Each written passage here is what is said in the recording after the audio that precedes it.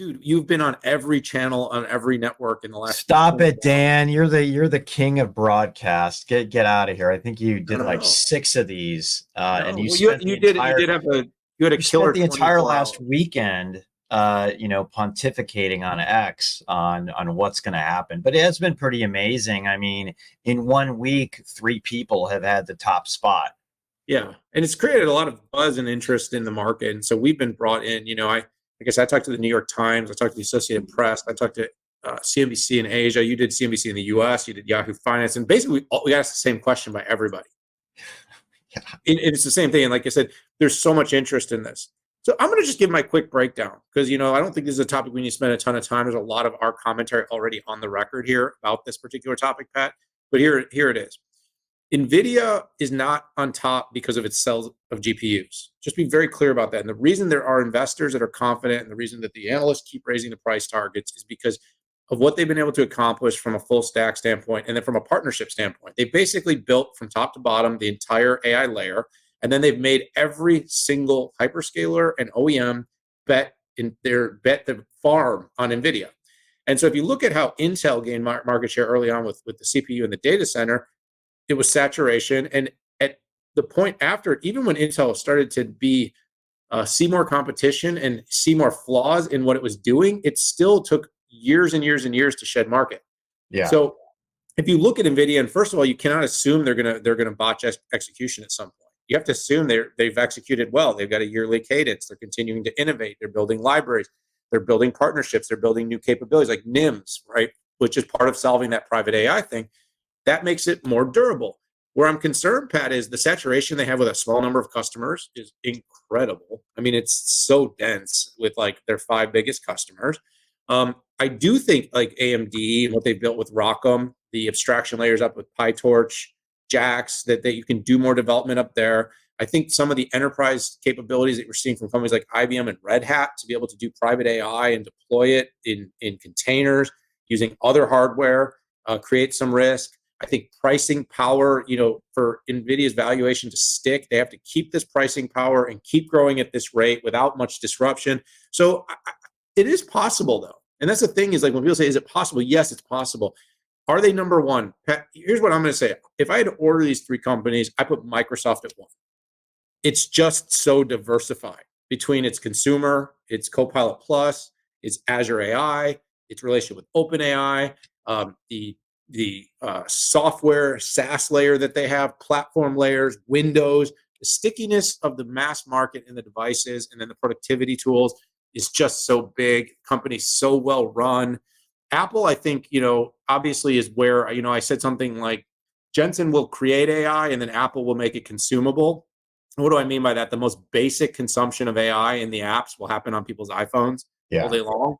And I think that is enough to keep Apple up there on top. But we just talked about the Vision Pro, Pat. I think Apple's become a bit boring. They've lost their market and innovation leadership, but they know how to make money. Tim Cook knows how to make money. And you know what? In the market, that is really, really important. So if I had to order them 1, 2, 3 right now, Microsoft 1, Nvidia 2, Apple 3. But having said that, Nvidia has, I think, the biggest risk with how fast it has ascended of having a just as quick descent, not back to 1 trillion or anything, but I could see it, if the conditions or competition starts to rise, I could see it, back in the 2 or 2.5 in a short order, because like I said, the density and concentration risks there are so different than the other two. Yeah, real quick, I'm going to give NVIDIA opportunities to grow and then some risks here. So first and foremost, you're going to see a lot. Well, let me give you precursors of what I'm looking for. Please. So in any, like we saw with the dot-com boom and bust, there's the build out and then there's the downstream profitability that companies are making off of all that infrastructure build. Right. And when you saw a lot of the dot-coms not making money, going out of business, now there was a lot of bad VC money going out to these startups, but it was an absolute bust. And Cisco at the time was the builder of internet, and they were the Nvidia of the age. I think the canary in the coal mine are the enterprise software companies. the SAPs, the ServiceNow, the Adobes, the Salesforces.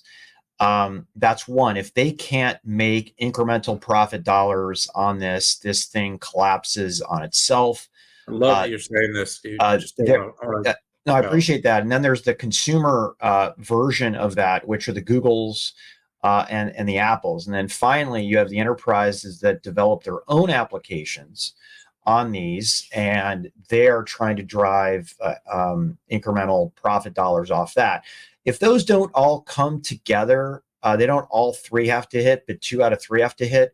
This thing is going to fall right on its face. So those are the things to look for. Now, Nvidia still has a lot of opportunity for growth, and the biggest area is enterprise. Right, exactly what we've been talking about with HPE, with Dell, with Lenovo, with Pure Storage. This is the untapped infrastructure opportunity right now. Now, I do think we've got pretty much a guaranteed 6 to 9 months of infrastructure growth, even on the public cloud side. So, that the risk that you're looking at is in, looking at the next 12 months. Now, with that said, reality and perception could be very different things. If Nvidia stubs its toe somewhere in the perception, then all bets are off. AMD and Intel are very much competitive factors in the public cloud, not so much in private cloud acceleration. Now, software is going to be everything. We haven't even seen Intel's enterprise AI GPU. That's not going to be out until probably late 2025. Yeah, I'd love the analysis there, Pat. I've probably put 4 or 5 long-winded tweets for all 5 of my viewers. I don't know. We have 3,300 concurrent X viewers right now. I'm feeling pretty good about that. Sup, X? Appreciate all you tuning in. But no, in all seriousness, like, I've just been belaboring consumption layer. I keep talking about the consumption layer, layer. Like, who's using this? Like, I get it. CoWoS, Pat, I said that this morning. I'm like, CoWoS is sold out through 26. 3 nanometers sold out through 26. Apple, Qualcomm, Nvidia, AMD, they are absolutely going to make as many AI chips as can be made right now. They're going to get sold into these hyperscale data centers. But who is consuming it? And by the way, who makes money? Who else makes money?